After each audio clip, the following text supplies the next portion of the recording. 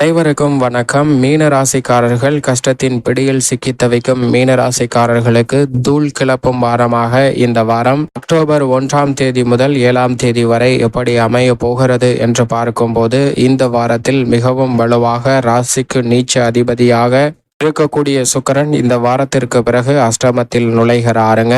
புதன் அஷ்டமத்திற்கு நுழைவது அவ்வளவு சாதகமான அமைப்பு இல்லை. ராசியின் உச்ச அதிபதியாக இருக்கக்கூடிய சுக்கிரன் அஷ்டமஸ்தானத்தை விட்டு இந்த வாரத்திற்கு பிறகு விலக போகிறாருங்க. எனவே அஷ்டமஸ்தானத்தில் சுக்கிரன், ராசியின் உச்ச அதிபதியாக இருக்கக்கூடிய சுக்கிரன் சஞ்சரிப்பதால் பல அதிரடியான மாற்றங்கள் உண்டு. ஏனென்றால் அஷ்டமஸ்தானத்தில் அங்கு ஆட்சி பலம் பெற்றிருக்கிறார். அதே போன்று வித்யாகாரகரான புதனும் ஆட்சி பலமும் உச்சமும் பெற்று சஞ்சரிக்கக்கூடிய ஒரு தருணமாக பார்க்கப்படுகிறது. இப்படிப்பட்ட இந்த வேளையில் அடித்து தூள் கிளப்பக்கூடிய வகையில் சிறப்பான மாறுதல்கள் மீனராசிக்காரர்களுக்கு எந்தெந்த விஷயங்களில் கிடைக்க போகிறது என்று பார்க்கும்போது, தைரியஸ்தானத்தை ராசியின் அதிபதியான குரு பகவான் வலுப்படுத்துகிறாருங்க.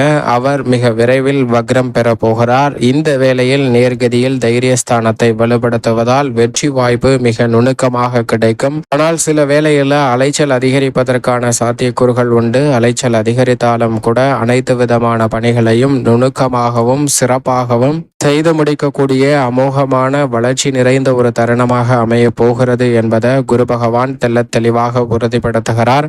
திட்டமிடுவதை விட நுணுக்கமாக செயல்படுவதற்கான வாய்ப்பையும், குடும்ப ரீதியாக பல்வேறு வகையான முன்னேற்றங்களை உறுதி செய்யக்கூடிய வகையில் பல திட்டங்களை சிறப்பாக செயல்படுத்துவதற்கான நல்ல அதிர்ஷ்ட யோகம் நிறைந்த ஒரு தருணமாக அமைவதற்கான சாத்தியக்கூறுகள் மீனராசிக்காரர்களுக்கு கிடைக்கிறது என்பதை ராசியின் அதிபதியான குரு உறுதி செய்கிறாருங்க. அதோடு மட்டுமல்லாது இந்த வாரத்தில் 2ஆம் தேதி மகாலய அமாவாசையானது வருகிறது. அதை தொடர்ந்து சந்திர கிரகணமானது கடந்த மாதம் நடைபெற்ற நிலையில் 2ஆம் தேதி இரவு 9 மணி முதல் சூரிய கிரகணம் துவங்குகிறது. 3ஆம் தேதி அதிகாலை வரை இந்த சூரிய கிரகணம் பல மாற்றங்களை ஏற்படுத்தி கொடுக்கக்கூடிய வாய்ப்பை உருவாக்கி கொடுக்கிறதுங்க மீனராசிக்காரர்களுக்கு. அதோடு மட்டுமல்லாது நவராத்திரி வழிபாடும் துவங்கக்கூடிய ஒரு சிறப்பான வாரமாக இந்த வாரம் அமைவதால் எல்லா வகையிலும் தூள் கிளப்பக்கூடிய வாய்ப்புகள் நிறைவாக அமைவதற்கான யோகம் உண்டு. ஏனென்றால் சந்திரன் 2ஆம் தேதிக்கு பிறகு வளர்பிறை சந்திரனாக விளம்பர போகிறாருங்க. மீனராசிக்காரர்கள் எடுத்த காரியங்கள் அனைத்திலும் வெற்றி வாய்ப்பை மிகவும் சிறப்பாக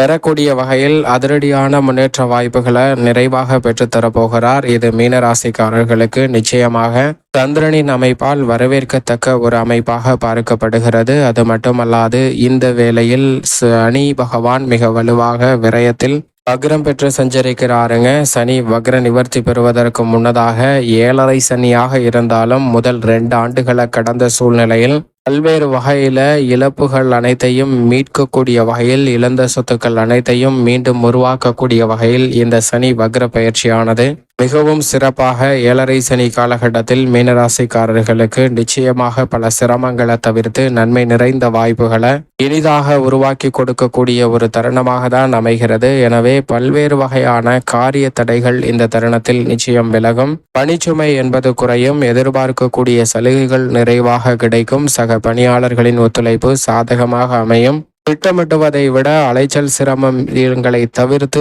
சிறப்பான முறையில் அந்த திட்டத்தை செயல்படுத்துவதற்கான யோகமும் உருவாகும். உங்களுடைய திறமையை கண்டு வியந்து உங்களுக்கு புதிய பொறுப்புகள் நிறைவாக கிடைப்பதற்கான யோகமும் உண்டு. தொழில்துறை, வியாபாரத்துறையில் பல்வேறு வகையான அதிரடியான சாதனைகளை இந்த தருணத்தில் மிகவும் சிறப்பாக செய்வதற்கான யோகம் மீனராசிக்காரர்களுக்கு நிறைவாக அமையக்கூடிய ஒரு தருணமாக பார்க்கப்படுகிறது. எனவே மீனராசிக்காரர்கள் கையில் எடுக்கக்கூடிய காரியங்கள் அனைத்திலும் வெற்றியும், பொருளாதார ரீதியான நிறைவான வளர்ச்சியையும் பெறக்கூடிய வகையில் நல்ல சந்தர்ப்பங்களை நிறைவாக உருவாக்கி கொடுக்கிறாருங்க சனி பகவான்.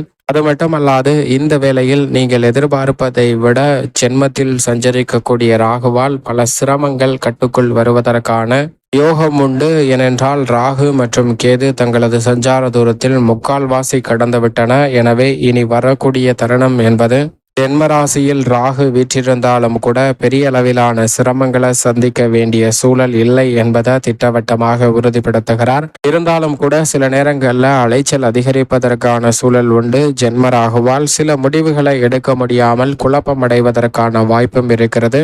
ஆனால் அவை பெரிய அளவிலான பாதிப்பை ஏற்படுத்தாது. ஏனென்றால் மோட்சக்காரகரான கேதுவின் ஆதிக்கத்தில் நிகழக்கூடிய சூரிய கிரகணமானது 2ஆம் தேதி இரவு மற்றும் 3ஆம் தேதியில் நடைபெறுவதால் சூரிய கிரகணத்தினால் இந்த தருணத்தில் எதிர்பார்ப்புகள் அனைத்தும் மிக சிறப்பாக பூர்த்தியாகும். ஆன்மீக சிந்தனை அதிகரிக்கும். திட்டமிட்ட செயல்கள் அனைத்தையும் சிறப்பாக செய்து முடிக்கக்கூடிய வகையில் நல்ல வாய்ப்புகளும் சந்தர்ப்பங்களும் நிறைவாக அமைவதற்கான யோகம் மிகவும் வலுவாக மீனராசிக்காரர்களை தேடி வருவதற்கான சாத்தியக்கூறுகள் உண்டு என்பதை மோட்சக்காரகரான கேது உறுதிப்படுத்துகிறாருங்க. அது மட்டுமல்லாது இந்த வேளையில் மங்களக்காரகன் பூமிக்காரகன் என்று சொல்லக்கூடிய செவ்வாய் சுகஸ்தானத்தில் நிலை கொண்டிருக்கிறாருங்க. செவ்வாய் 4 இருப்பது நிச்சயம் நன்மை தரக்கூடிய அமைப்பு இல்லை. எனவே விவசாயம் சார்ந்த பணிகளிலும் கால்நடை வளர்ப்பு போன்றவற்றிலும் கூடுதல் கவனமும் விழிப்புணர்வும் இந்த வேளையில் அதீதமாக தேவைப்படுகிறது. புதிதாக பல சொத்துக்கள் வாங்கக்கூடிய யோகமும் சுப நிகழ்வுகளை நடத்துவதற்கான வாய்ப்பும் மிகவும் வலுவாக கிடைக்கும். ஆனால் அதில் பல சிக்கல்களும் வில்லங்கங்களும் இருப்பதற்கான சாத்தியக்கூறுகள் உண்டு. எனவே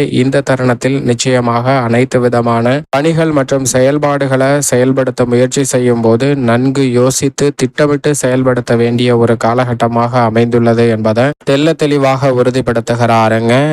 செவ்வாய் ஆற்றலை விளைநிலமாக கொண்ட செவ்வாயினுடைய சுகஸ்தான சஞ்சார அமைப்பு பல மாறுதலை மீனராசிக்காரர்களுக்கு வலுவாக ஏற்படுத்தி கொடுக்க போகிறது. அது மட்டுமல்லாது சுக்கிரன் அஷ்டமத்தில் ஆட்சி பலம் பெற்று சஞ்சரிக்கிறார் இந்த வாரம் முழுவதும். இந்த வாரத்திற்கு பிறகு அஷ்டமஸ்தானத்தை விட்டு விலகக்கூடிய சுக்கிரனால் நிறைவான நன்மைகள் உண்டு. இந்த வாரத்தில் அஷ்டமத்தில் சஞ்சரித்தாலும் கூட அவர் அஷ்டமாதிபதியாக ஆட்சி பலம் பெற்று சஞ்சரிப்பதால் பல்வேறு வகையான தடைகள், சிக்கல்கள், சிரமங்கள் விலகுவதற்கான சூழல் நிச்சயமாக இந்த தருணத்தில் உண்டு. பல்வேறு வகையான கலைத்துறை ரீதியான சிக்கல்களை நுணுக்கமாக கையாண்டு அவற்றில் வெற்றி பெறுவதற்கான யோகத்தை உருவாக்கி கொடுக்கிறார். அரசியல் சார்ந்த பணிகளில் இருக்கக்கூடிய தடைகளையும் நுணுக்கமாக விலக்கி விடுகிறாருங்க. எனவே எதிர்பார்க்கக்கூடிய நல்ல மாறுதல்கள் இந்த தருணத்தில் நிறைவாக சந்திப்பதற்கான யோகம் நிச்சயமாக கிடைக்க போகிறது என்பதில் சந்தேகமே இல்லை. வித்யாகாரகரான புதன் மிக வலுவாக சப்தமத்தில் ஆட்சி பலமும் உச்சமும் பெற்று இந்த வாரம் முழுவதும் சஞ்சரிப்பதால் நீங்கள் எதிர்பார்க்கிறபடி பல்வேறு வகையான மங்களகரமான சுப நிகழ்வுகள் மிக சிறப்பாக கைகூடும். புதிதாக வேலை வாய்ப்பு உள்ளிட்ட பல நன்மை நிறைந்த வாய்ப்புகளும் நிறைவாக சந்திப்பதற்கான யோகம் உண்டு. சூரியனும் இந்த வேளையில் சப்தமத்தில் நிலை கொண்டிருப்பதால் பெரிய அளவிலான அலைச்சல்கள், சிரமங்கள் விலகும்.